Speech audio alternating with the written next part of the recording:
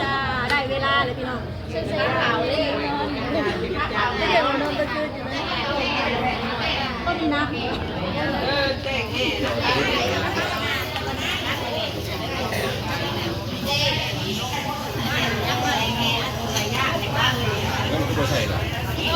เงินสดก็ได้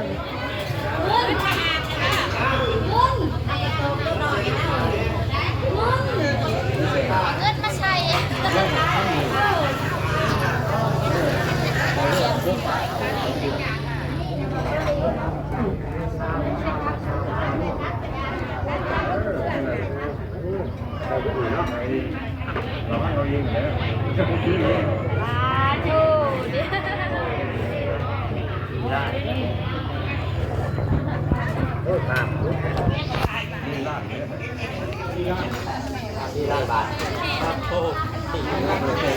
เอา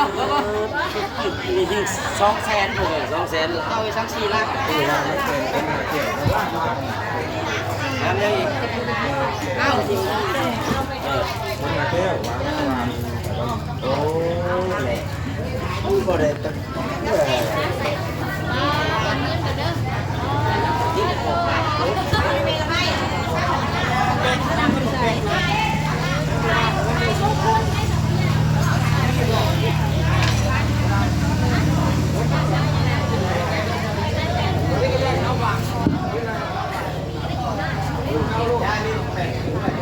เอาเลย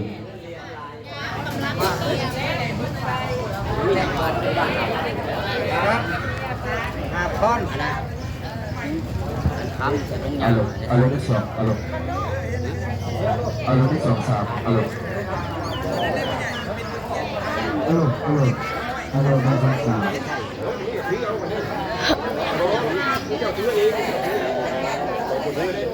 ใส่นี่แล้วนี่แหละของเรา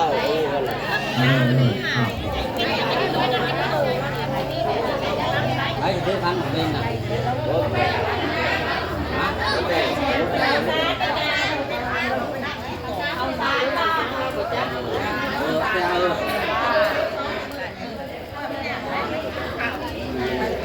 เขาเนี่ยทางเลยนะมาเป็นที่ไหนเจ้าตัวมันเป็นมุ้นนะเอาเลยเตรียมอุ้มสาดอุ้มมอนเด้อถือเอาผ้าเข่าน้ำในถือเอาให้เบิดคนกินทุกอย่างเด้อน้ำก็โอ้เป็นแพ็คโลน้ำนะถือเอาของอยู่ของกินให้มันครบเด้อจะเอาอยู่บนนอนอะไรเนาะผ้าเข่าผ้าปลาน้ำในน้ำสมน้ำหวานถือเอาเด้ออุ้มเอาแต่ละคนของอยู่ของกินบ่อยอึดบ่อยอยากได้มือนี่นะมือเต็มมือทำมือคูดได้ไหน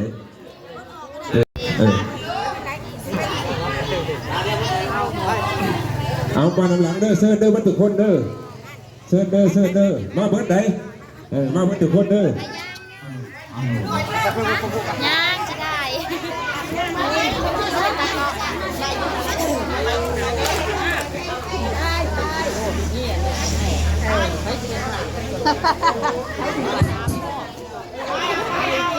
เอาเซิร์เด้อวัตถุคนเด้อ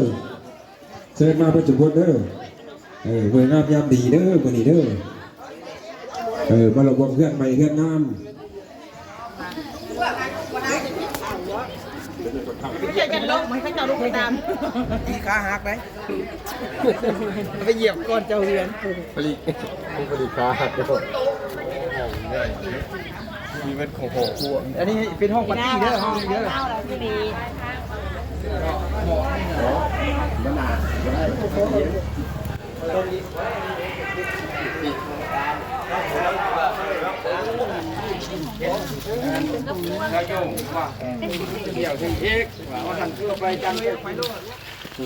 นี่นะกี่ต้มแล้วนะ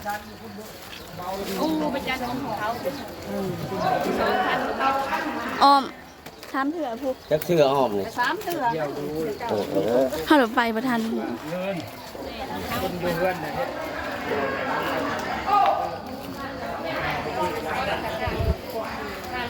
พี่เขาแรกร้อนนี่ก็ว่าพี่เขาพี่ ให้ก็ให้แม่วัน เข้ามีบริษัทยามันมีเงินดูนานจะเกือบอุปกรณ์ครับ ธรรมดามันเปิดเสียงเพลง คนเดียวจะโดนรถไปเลยเป็นลูกของเต้าเมียเป็นเจ้ามาแต่สาย โอ้ยพวกขน้อยนี่มาจากไผ่กำเมืองหมันเมืองคำท่องเดินอบอุ่นเมืองบางครั้งสมบูรณ์อดีตแต่เข้าแต่ก่อนกี่บ่มีแล้วกี่ทุกจนได้ยินเพิ่นสาวเว้าว่าพระเจ้าก่อแผ่นดินพระอินทร์ก่อแม่น้ำนางน้อยเมฆขลาได้ยินข่าวว่าลูกหลานทั้งนี้ได้ผู้เขี้หาห้องเฮือนสูงหลังใหม่เกิดมีความเลื่อมใสว่าจากมาคุ้นคำหวังให้ปักคุมสุมเย็นความเจ็บบ่ให้ได้ความไข่บ่ให้มีและขน้อย ที่สองเรื่องตามกำแก้วที่มาทำมาพูดเนาะ แมน ที่มาทำมาพูดตรงนั้นตรงอีกมีนำอยู่บ่ เอาดอกของดับของดีพวกขน้อยก็ได้มาเต็มทงเต็มไทย ข้อที่สามเงินกำแก้วได้มานำลายอยู่บ่ อันว่างั้นคำแก้วเต็มกับเต็มกระตาผู้ได้หามาเมื่อนี้เนาะมาคำมาคูดได้มาหังมามีได้เมื่อนี้นะข้อที่สี่คุบซองผ้าผ่าซองดาวได้มานำอยู่บ่ อันว่ากุ๊บสองผ้าพาสะเบิงดงดาวพวกขน้อยก็ได้มา ข้อที่เจ็ดแห่ลูกทองมองลูกกัวได้มานำอยู่บ่ อันว่าแห่ลูกทองมอลูกกลัวพวกขน้อยก็ได้มาน ข้อที่แปด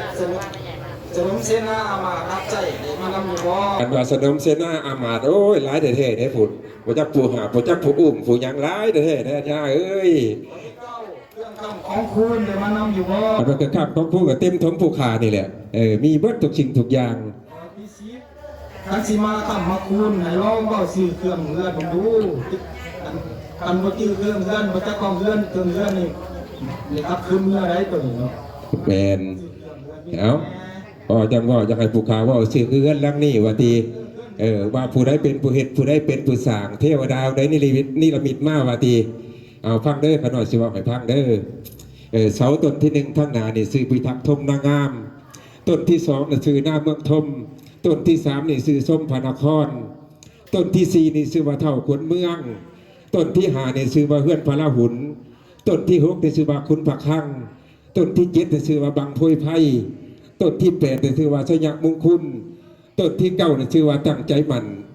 ดังนั่นชื่อว่าเจ้าตอปอกลอชื่อว่านั่งคำไหลบันไดทั้งนาชื่อว่านั่งคำแก้วค้างตรงชื่อว่าเท่าองค์อาจเป็นกาดชื่อว่าเท่าบุญเย็นปะเส้นชื่อว่าเท่าสัตซื้อชยัวคือชื่อว่าเท่าคำแสนไม่ละแนงชื่อว่าเท่าละไม่อกไก่ชื่อว่าเท่าบุญเฮียงเคียงไพ่ชื่อว่าเท่าบุญสู้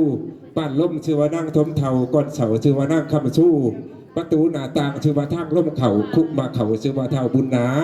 หลังค่าชื่อว่าเท่าปกปอกยกขึ้นแล้วงามดีอองตองไผได้ขึ้นอยู่แล้วอายุมันควรยืนนอนกลางคืนในพันดีมีโศกนอนกลางเว้นโลกไพ่กระบมาเบียดเบียนใดนี่ละผลว่าเฮือนพญาอินพญาพมตกแต่งพญาแทนแบ่งเป็นไห่มาไว้โดยเกตมูล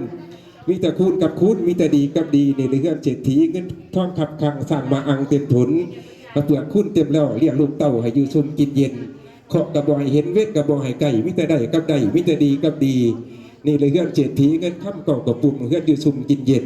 เป็นพอชิมของเจ้าวาสนาน้ำชมแต่นอต่อตรงหลงบุญน้ำชมต่อแต่นอต่อตองหลงทองคำอันลำคาขั้นบุญหลายจริงกว่าพ่อบุญน้อยเสียบ่เห็นได้ขน้อย เขาจะได้เลยเนาะเขาอยากลูกค้าวัดไอ้ไข่น้ำนี่ที่มันนั่งคอ อันว่าโลกค่าไข่วัดไอหรือปัญญาโลกโมนันโมนี่ผู้ขาบ่ได้อามานํเด้ออันนี้เด้อมันบ่มีบ่อามาดอกทิมเบิดแล้วอยู่ดีไม่แห้งแล้วมื้อนี้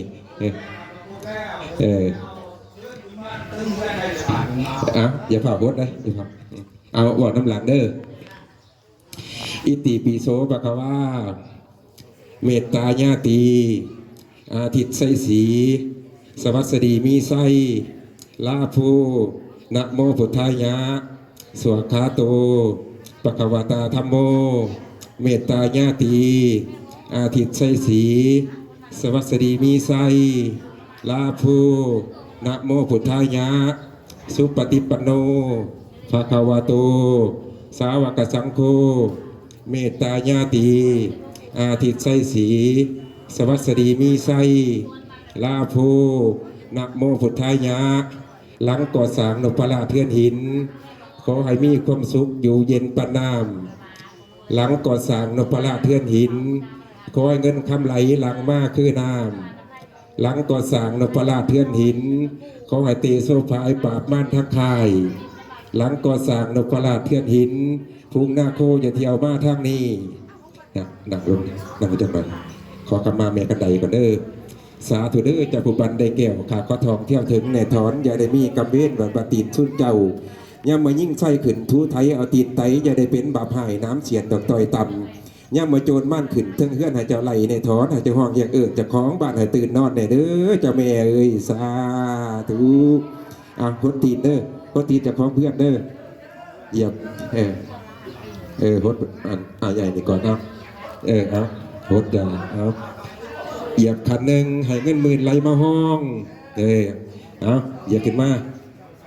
เหยียบขันสองให้เงินเสียเงินล้านไหลมาเขาเหยียบขึ้นมาเหยียบขันสามพี่น้องเต้าเขามาหาเหยียบขันสี่ให้ท่าสีท่าสามมาคอยหับใส่สามีฟังทางอายุวัฒนังเตสิวิตังยาวันิพานังสหนังทัสสามิตุติยามปิโพธังอายุวัฒนังเตสิวิตังยาวันิพานังสหนังทัสสามิตุติยามปิธัมมังอายุวัฒนังเตสิวิตังยาวันิพานังสหนังทัสสามิตุติยามปิสังฆังอายุวัฒนังเตสิวิตังยาวันิพานังสหนังทัสสามิตติยามปิพุทธังอายุวัฒนัง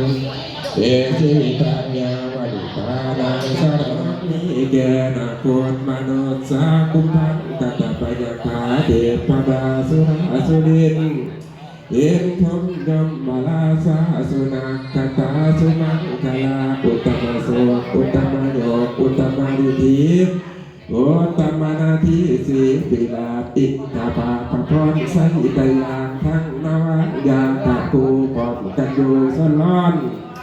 อาทิตย์จรจันทะเลอังคารเทกมาใสพุทธปาดไปเป็นโศกสุขสาวกเวรวันดีเวรวันสยาดิธีอามุตตาโสติติโยปอดอุตตมังทานังคนจิตใจอันเซินอาราธนาอาจารย์โพสหัสมานางอาจคุณควันคุณควันเก่งเสมอจอมภาษาคุณควันเก่งเสมอท่าจิตจันมือนี้เบนมือสันวันนี้เบนวันสอบวันประกอบย่ำดีเป็นวันสยาดิธีไม่ได้เลย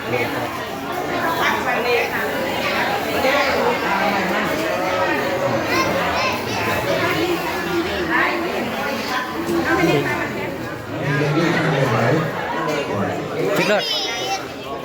เฮ้ยตัวลมเพลงไทยก็ได้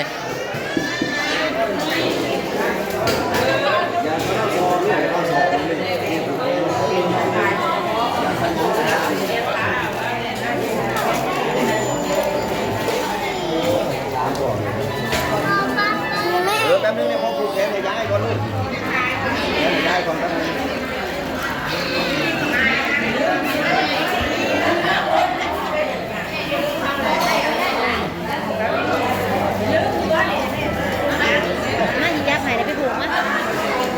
ใจก่อน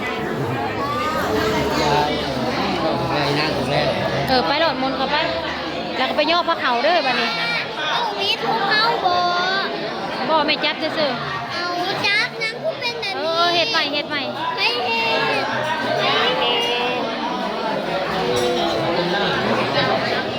พี่เอาแต่งน้ำข่อยพี่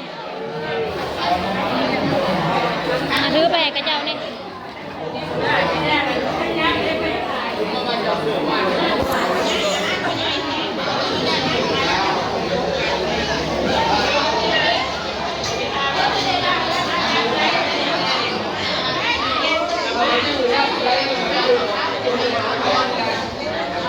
เอาไปใส่ถุงห่อไว้ริมรถลงริมรถ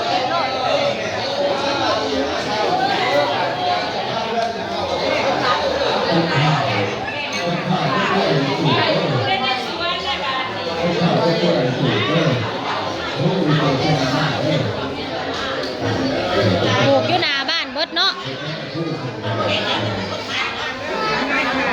เนี่ยเขานั่นพ่อใหญ่นี่ปลูกแล้ว พ่อใหญ่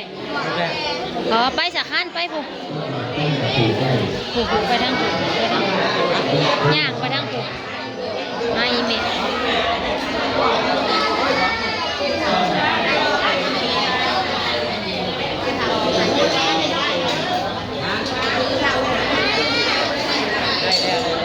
เอาคือเห็นนั่น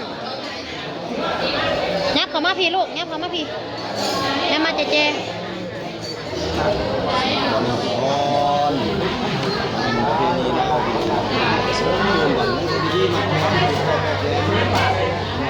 ของเงิน